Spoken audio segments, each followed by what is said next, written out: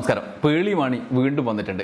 പേളിമാണി ഡൽഹിയിൽ വിദ്യാർത്ഥി സമരം കൊടുമ്പിരിക്കൊണ്ടിരിക്കുമ്പോൾ നിങ്ങളിങ്ങനെ അടികൊണ്ട് ജീവിതം നശിക്കാതെ പെട്ടെന്ന് വീട്ടിലേക്ക് പോകണം, ഈ പോലീസുകാർ അടിക്കുന്നത് കൊണ്ടിങ്ങനെ വേദനിക്കാതെ വീട്ടിലേക്ക് പോവാണ് വേണ്ടത്, അതാണ് നിങ്ങളുടെ ഉത്തരവാദിത്തം, ജീവൻ രക്ഷിക്കലാണ് പ്രാഥമിക ഉത്തരവാദിത്തം എന്നും പറഞ്ഞ് നാട്ടുകാരോട് ഇംഗ്ലീഷിൽ ഗോ ടു ഹോം എന്ന് പ്രസംഗിച്ചതിന് ശേഷം അവർ കുരുങ്ങിയ കുരുക്ക് അഴിക്കാനേ പറ്റുന്നുണ്ടായിരുന്നില്ല.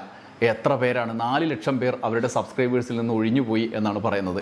ഈ തിരിച്ചടി തുറന്നുകൊണ്ടിരിക്കുന്ന ഘട്ടത്തിലാണ് അപ്പുറത്തുനിന്ന് നമ്മുടെ അഖിൽ മാരാർ പറഞ്ഞ് എൻ്റെ 70,000 പേര് പോയിന്ന്. പിന്നെ അത് അഞ്ജലി മേനോൻ, മറ്റൊരു സ്ഥലത്ത് സ്ഥാനാർത്ഥിയായിരുന്ന തൃപ്പൂണിത്തറ സ്ഥാനാർത്ഥിയായിരുന്ന അഞ്ജലി മേനോൻ്റെ 10,000 സബ്സ്ക്രൈബേഴ്സ് ഒലിച്ചുപോയി, പിൻവലിച്ചും പോയി എന്നാണ് പറയുന്നത്. അതിൻ്റെയൊക്കെ തുടർച്ചയായിട്ടാണ് ഇപ്പോൾ ഇന്നത്തെ ഇതേ ദിവസം ആ കഥകളുടെ തുടർച്ചയായിട്ട് പേളിമാണി വീണ്ടും അവരുടെ യൂട്യൂബ് ചാനലിലൂടെ രംഗത്ത് വന്ന് എൻ്റെ 4 ലക്ഷം പേര് സബ്സ്ക്രൈബേഴ്സ് പിൻവലിഞ്ഞു പോയി, അതിൽ എനിക്ക് ഒരു ഉത്തരവാദിത്വമില്ല, ഞാൻ അങ്ങനെ വേണമെന്ന് വെച്ചിട്ടൊന്നും പറഞ്ഞില്ല.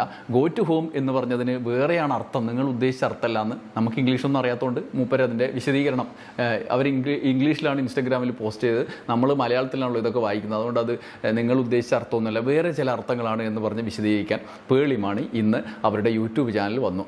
ലക്ഷക്കണക്കിന് ആളുകൾ അവരുടെ യൂട്യൂബ് ചാനൽ കണ്ട് എന്താണ് ഇത്, നമുക്കറിയാത്ത ഇംഗ്ലീഷ് എന്താണ് ഇപ്പോൾ മലയാളത്തിൽ പറയുമ്പം ചിലപ്പോൾ വ്യത്യാസം നമുക്ക് അബദ്ധം പറ്റിയോ, അവർ പറയുന്ന ഗോ ടു ഹോമിൻ്റെ അർത്ഥം എന്താണ് എന്നൊക്കെ നോക്കാൻ വേണ്ടി വന്നു. അപ്പോൾ അവർ വിശദീകരിക്കുന്നുണ്ട്. 5 കാര്യങ്ങളാണ് അവർ വിശദീകരിച്ചത്. 5ഉം വിശദീകരിച്ച് അവസാനം അവർ പുതിയൊരു കുഴി ഉണ്ടാക്കി അതിൽ ചാടിയിട്ടുള്ളതാണ് ഈ വീഡിയോ അവസാനിപ്പിക്കുന്നത് എന്നുള്ളതാണ് ഇതിൻ്റെ ഈ വീഡിയോ കണ്ട എൻ്റെ അനുഭവം.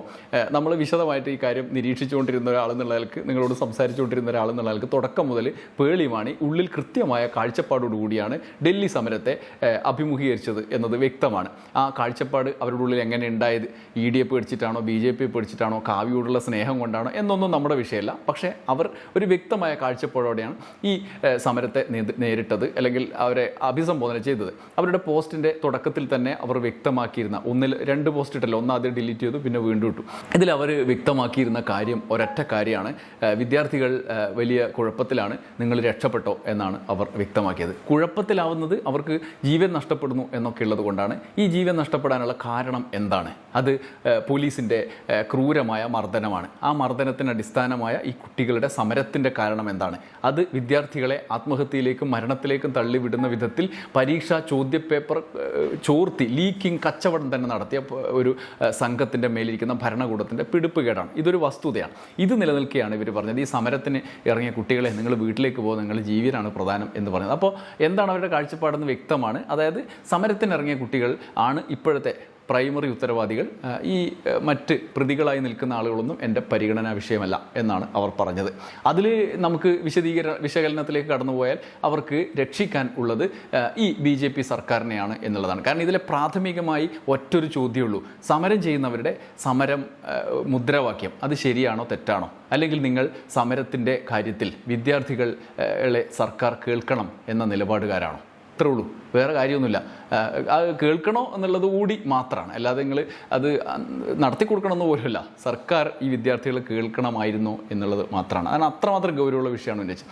ഈ ഒരൊറ്റ ചോദ്യം, ഇതിൻ്റെ ഉത്തരം അതിൽ അവർ ആർക്കൊപ്പമാണെന്ന് വ്യക്തമാക്കാനുള്ള ഒരു ഉത്തരത്തിലാണ് അവർ വളഞ്ഞു പിടിച്ച് നിങ്ങൾ ഇങ്ങനെ ജീവൻ രക്ഷിക്കണം, നിങ്ങൾ പുറത്തേക്ക് വീട്ടിലേക്ക് പോകണം, ഗോ ടു ഹോം എന്ന് പറഞ്ഞത്. ഈ ഗോ ടു ഹോമിലാണ് അവർ വിശദീകരിക്കുന്നത്. 5 കാര്യങ്ങളാണ് ഇന്നത്തെ വിശദീകരണത്തിൻ്റെ തുടർച്ചയായിട്ടുണ്ടായത്. ഒന്നാമത് അവർ പറഞ്ഞത് തൻ്റെ ആഖ്യാനത്തെ, താൻ പറഞ്ഞ കാര്യത്തെ മറ്റ് രീതിയിൽ ദുരാഖ്യാനം ചെയ്തു എന്നാണ്. എന്നിട്ട് അതിൻ്റെ തുടർച്ചയായിട്ട് ഞാൻ ഈ വിശകലനത്തിൻ്റെ അല്ലെങ്കിൽ ഇതിൽ പ്രതികരിച്ച കാര്യം വെച്ചിട്ട് ഞാൻ സ്വാതന്ത്ര്യ സമര സേനാനികളെ അപമാനിച്ചു, അവരുടെ കല്ലറയിൽ തുപ്പുന്നതിന് തുല്യമാണ് എന്നിവരെയുള്ള ആരോപണങ്ങളുണ്ടായി. അത് എൻ്റെ ഉള്ളിൽ തട്ടി, അതനുസരിച്ചിട്ട് അങ്ങനെ ഞാൻ പറഞ്ഞതിനെ നെഗറ്റീവായി വ്യാഖ്യാനിച്ചപ്പോൾ എനിക്ക് സഹിക്കാൻ പറ്റിയില്ല എന്നുള്ളതാണ്.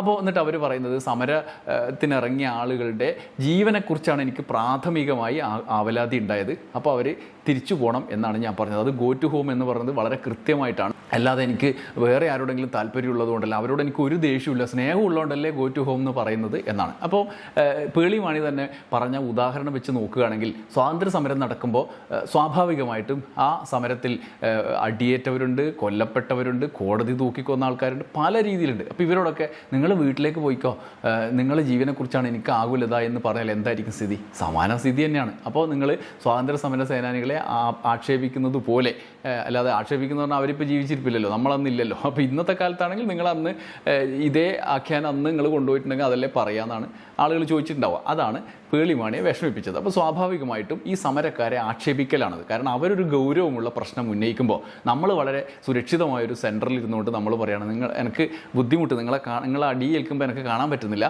അപ്പോൾ യഥാർത്ഥ കാരണം എന്താണ് എന്ന് തിരിച്ചറിയാനും എനിക്ക് പറ്റില്ല, കാരണം അത് എനിക്ക് വേറെ തരത്തിലുള്ള ബുദ്ധിമുട്ടുണ്ടാക്കും, അതുകൊണ്ട് എന്നെ ഡിസ്റ്റർബ് ചെയ്ത് നിങ്ങൾ പെട്ടെന്ന് വീട്ടിൽ പോകണം എന്നാണ് പേളിമാണി പറഞ്ഞതിൻ്റെ മലയാളം. അതാണ് കാഴ്ചപ്പാട്. അല്ലാതെ ആ സമയത്ത് എന്താണ് അവർ ചെയ്യേണ്ടിയിരുന്നത് എന്നുള്ളത്, അല്ലെങ്കിൽ എന്താണ് അവരുടെ നിലപാട് എടുക്കേണ്ടിയിരുന്നത്, ഒന്നുകിൽ ഇവർക്കൊപ്പം കൂടുക. ഇപ്പോൾ നമ്മൾ ഇഷ്ടം പോലെ മേജർ രവിനെ കണ്ടിട്ടുണ്ടല്ലോ, അല്ലെങ്കിൽ വേറെ ആരെങ്കിലും ഒക്കെ ഒരുപാട് ആൾക്കാരുണ്ട്. ഇപ്പോൾ സുരേഷ് ഗോപിയുടെ മോൻ മാധവ് സുരേഷ് ഇപ്പോൾ സമരത്തിന് ശേഷം പല രീതിയിൽ ആക്ഷേപിക്കുന്നുണ്ടല്ലോ. അതുപോലത്തെ ഉറച്ച നിലപാടെടുത്തോ, ഞാൻ ആക്ഷേപിച്ചത് തന്നെയാണ്, പറഞ്ഞു തന്നെയാണെന്ന് പറയണം. മേജർ രവി പറഞ്ഞല്ലോ ആ കുട്ടിക്ക് വിവരമില്ല എന്ന് പറയണ്ടല്ലോ, അതുകൊണ്ട് ഈ സമരക്കാർക്ക് വിവരമില്ല എന്ന് ഞാൻ പറഞ്ഞാണ്. വീട്ടിൽ പോകാണ്ടിരിക്കുന്നത് ജീവൻ വെടിയുന്നതിന് തുല്യമാണ്, അവർക്ക് വിവരമില്ല, ജീവനിൽ പേടിയില്ലാത്തത് വിവരമില്ലായ്മയാണ് എന്ന് പറഞ്ഞാൽ പോരെ പേളിമാണിക്ക്. അത് പറഞ്ഞിട്ടില്ല.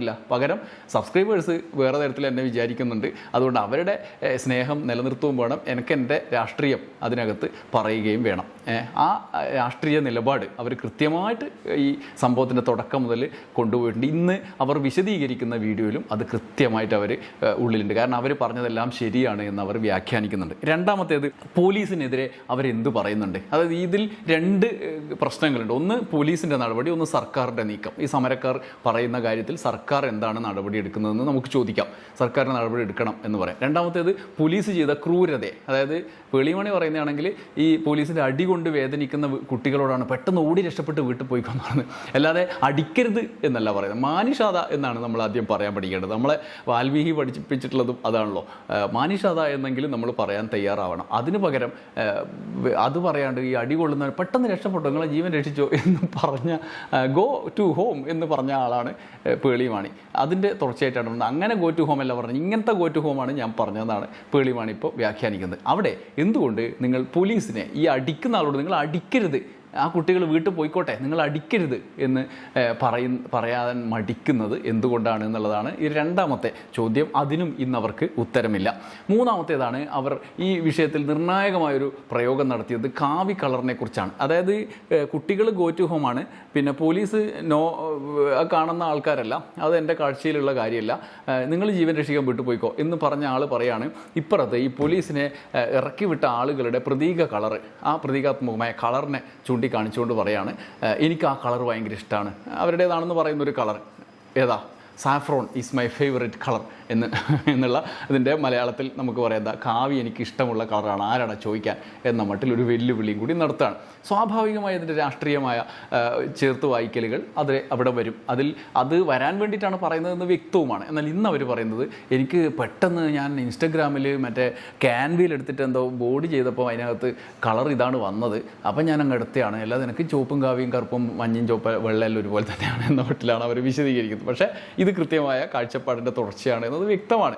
അതിനെ ഉരുണ്ട് പേരണ്ട് അവരെ ന്യായീകരിക്കാൻ ശ്രമിച്ച് മറ്റൊരു കുഴിയിലേക്കാണ് അവർ ചാടിയത്. ഇതാണ് മൂന്നാമത്തെ കാര്യം. നാലാമത്തെ കാര്യം, ഒരു കാഴ്ചപ്പാട് പറയുന്നതിന് എന്താണ് പ്രശ്നം എന്നുള്ളതാണ്. എനിക്ക് എൻ്റെ സബ്സ്ക്രൈബേഴ്സിനെ സംരക്ഷിക്കാൻ ഞാൻ വളരെ വ്യത്യസ്തമായ കാര്യങ്ങൾ പറയും, പക്ഷേ പൊതു വിഷയങ്ങളിൽ ഞാൻ ഇടപെട്ടു, ഞാൻ ഭയങ്കര ആകുലതയുള്ള ആളാണ് എന്ന് എനിക്ക് വരുത്തി തീർക്കും വേണം. അപ്പോൾ ഇങ്ങനെ വരുത്തി തീർക്കാനുള്ള, അങ്ങനെ നിലപാടെടുക്കാൻ ആഗ്രഹമുണ്ടെങ്കിൽ കൃത്യമായ നിലപാടുകൾ, മനുഷ്യനോട് ചേർന്ന് നിൽക്കുന്ന നിലപാട് പറയാം. ഇനി അതല്ലെങ്കിൽ മേജർ രവിയേട്ടനെ പോലെ പറഞ്ഞോ, ഞാൻ അതാണ്, എനിക്ക് അങ്ങനത്തെ നിലപാടാണ് എന്ന് പറഞ്ഞോ. ഇത് രണ്ടും പറയാണ്ട് ഇതെല്ലാം കൂടി എനിക്ക് ഇവരെയും തൃപ്തിപ്പെടുത്തണം, അതേസമയം എൻ്റെ സബ്സ്ക്രൈബേഴ്സിനെയും തൃപ്തിപ്പെടുത്തണം, അല്ലെങ്കിൽ പൊതുസമൂഹത്തിൽ ഞാൻ കൊള്ളാവുന്ന ആളാണ് എന്ന് വരുത്തണം, അതേസമയം ഈ സാമൂഹ്യ വിരുദ്ധ എലമെൻ്റുള്ള പ്രതീകങ്ങൾക്കൊപ്പം നിൽക്കുകയും വേണം.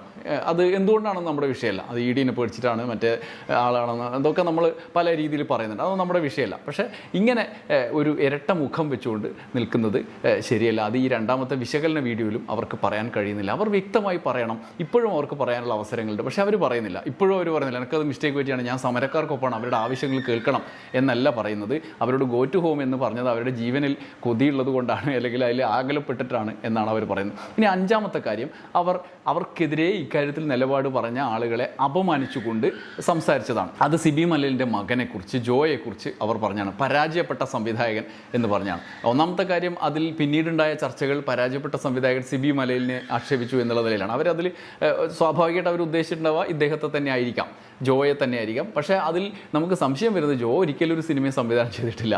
ജോ സംവിധായകനല്ല, അവർ അസിസ്റ്റന്റ് ഡയറക്ടറൊക്കെ ആയി പോയാണ്. അപ്പോൾ പരാജയപ്പെട്ട സംവിധായകൻ എന്ന് പറയുന്നത് സ്വാഭാവികമായിട്ടും ഇത്തരത്തിലുള്ള സംശയങ്ങൾക്കിടയാക്കും. ഇനി അല്ല, ജോയെക്കുറിച്ച് തന്നെയാണ് എന്ന് നമുക്ക് വിചാരിക്കാം. പക്ഷേ ഒരു മനുഷ്യനെ അവർ ഉന്നയിച്ച പ്രശ്നം, അത് രാഷ്ട്രീയമായിക്കോട്ടെ, സാമൂഹ്യ സാമ്പത്തിക എന്ത് പ്രശ്നമായിക്കോട്ടെ, അവർ ഉന്നയിച്ച പ്രശ്നത്തിലെ നിലപാടിനെ ഖണ്ഡിക്കാനോ വിശദീകരിക്കാനോ തയ്യാറാകാതെ, അല്ലെങ്കിൽ എൻ്റെ നിലപാടിനെ ചോദ്യം ചെയ്യുമ്പോൾ ആ നിലപാട് ശരിയാണെന്ന് സമർത്ഥിക്കാൻ തയ്യാറാകാതെ അത് ഉന്നയിച്ച ആൾ പരാജയപ്പെട്ട ആളാണ് എന്ന് പറയുന്ന പരിപാടി, അത് ഇവർ പറഞ്ഞ ഈ അവർ ഇഷ്ടപ്പെട്ട കളറിൻ്റെ ചങ്ങായിമാർ സ്ഥിരം ചെയ്യുന്ന കാര്യമാണ്. അതാണ് അവർ ചെയ്തത്. അതിൽ ഒരു കാര്യമുള്ള അവർ അവസാനം ഈ വിശദീകരണമൊക്കെ ഉരുണ്ട് പെരണ്ടിട്ട് അവസാനം ഒരു മാപ്പും പറഞ്ഞിട്ടുണ്ട്. അത് സ്വാഭാവികമായിട്ട് ആളുകളിലേക്ക് അവർക്ക് സ്വീകരണം കിട്ടുന്ന രീതിയിലുള്ള ഒരു മാപ്പിനാണ് അവർ ശ്രമിച്ചത് എന്നുള്ളതാണ്. സമഗ്രമായി ഈ വീഡിയോ നോക്കുമ്പോൾ, ഇവർ പറഞ്ഞ വിശദീകരണം നോക്കുമ്പോൾ, ഞാൻ ആ വീഡിയോ നിങ്ങൾ നേരിട്ട് പോയി കണ്ടാൽ മതി. ഞാൻ എൻ്റെതായ തോന്നൽ നിങ്ങളോട് പറയുന്നുള്ളൂ. അതുകൊണ്ട് ആ വീഡിയോ ഇതിൽ കാണിക്കാൻ ഉദ്ദേശിക്കുന്നില്ല.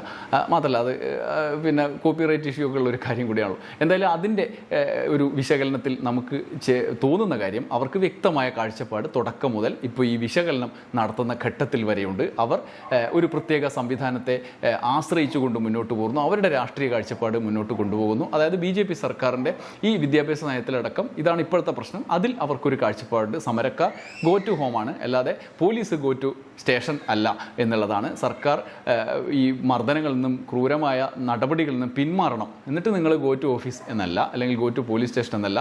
അടികൊള്ളുന്ന കുട്ടികളെ നിങ്ങൾ ഗോ ടു ഹൗസ് എന്ന് തന്നെയാണ്, ഗോ ടു ഹോം എന്ന് തന്നെയാണ് ഞാൻ ഉദ്ദേശിച്ചത് എന്ന് അവർ വിശകലനം ചെയ്തുകൊണ്ട്, ഞാൻ നല്ല ആളാണ് എന്ന് വരുത്താനുള്ള വിശകലനത്തോടുകൂടി സമാന സംഗതി ആവർത്തിച്ച് പറയുകയാണ്. പിന്നെ നമുക്ക് അവരുടെ ഇംഗ്ലീഷാണ്, നമ്മൾ മലയാളികളാണ്, എൻ്റെ ഇംഗ്ലീഷ് ഇങ്ങനെയാണ് എന്ന് പറഞ്ഞാൽ നമുക്ക് എന്ത് ചെയ്യാൻ പറ്റും? അവരുടെ ഇംഗ്ലീഷ് അങ്ങനെ തന്നെ ആയിക്കോട്ടെ. പക്ഷേ നമ്മൾ മനസ്സിലാക്കിയത് ഇതാണ്. ആ മനസ്സിലാക്കിയതിൽ നിന്നും ഒരു വ്യത്യാസവും വരുത്താൻ അവരുടെ വിശദീകരണത്തിന് കഴിഞ്ഞില്ല എന്ന് മാത്രം. നന്ദി, നമസ്കാരം.